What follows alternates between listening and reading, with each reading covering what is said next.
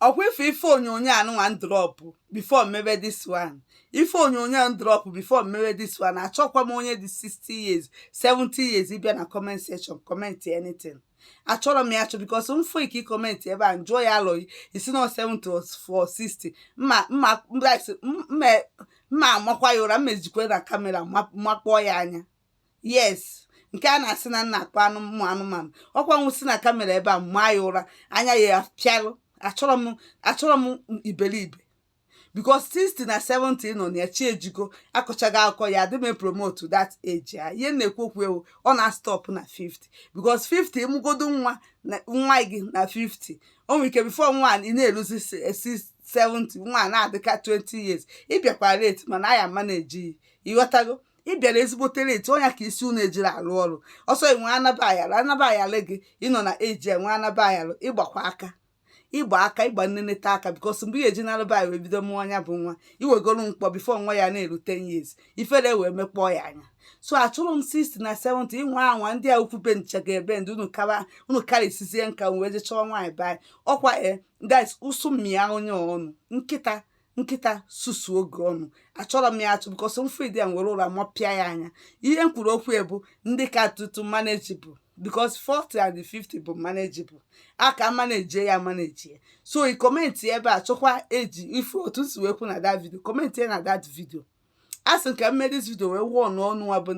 ndị agadi ngadi anụnwa n'aka analọ ike analọ ịnọ na-ene anabayalụ gị anya maybe iji ịnọ 60 ịnọ 70 nwere nwa otu nwaanyị obodo na-enye anya ọ na-eto otologo n'eluigwe ị na-enene ọkwa ife onyonyo ka ị na-watch iwọchị sie ife onyonyo itipịagokwa because ị nalụba enwe ife ihe emenwuzi imegodo eme nwa ya nọ alụ one ịnalie nwa ga ya nọ alụ one ịnalie ọwụwọ ntị na-ada bụ unu na ntị unu bụ ụmụ nwoke amara ife ịghọtago ịnwere nwa anabayalụ na-eto ịnọrọ ebe a na-enene uche ya bụ na gị na ife na-eme ọkwa n'iyi ka ị na-ana nwanza na-elena n'ọkụ oche na ọ na-asha mmanụ ọkwa ọkụ n'ọkụ ka ị na-elena mana ịmarọ ị na-elenakwa n'ọkụ mana ịmarọ ikwesịghị ịnọ na n'ụlọ bido na-abụ family je na-akọ ugbo mgbe ị nọzi na this year age 70 na 60 nọ n'ugbo na-akọta ọnụ dami nọ na ebe a na-ene na anabayalụ ịgba aka nwa ka ịgbakwa andị na-agodo baịsị ka ijegodo mụwa amana mazi ndị nwa nọ na eji aka ya mụzikwa nwa ịmụsịa alone ka iyi adị nwa wee to lapụkwa ife eji awara osi na nwoke anara aka nka na ihe nwa nwoke anara aka nka nwoke na-akakwa because ịtụọ nwaanyị ime nwa ya adị nwa ịmụrụ anya bụzi nwa dị yongi mụọ agadi ibe yes.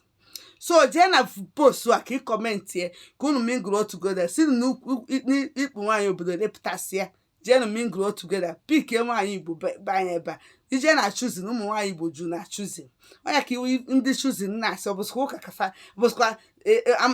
ọbụsịkwa ndị yena asị nọ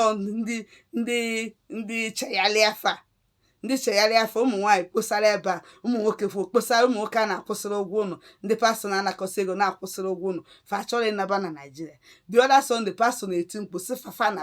fanabazia ndị a na-akwụrụ ụgwọ ụlọ ọka iwee fụ ndị bịara obodo oyibo ọkwa taịm a na-etipịa ya ndị nọsi 50 ya that time nọsi ebe a na-akwụrụfụ ụgwọ ụlọ nwefe aka ebuchatara ha anything ije leba n'ime ụlọ ụka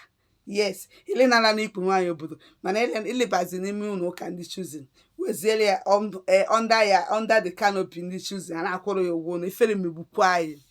ifere mekpọkwa ụnụ anya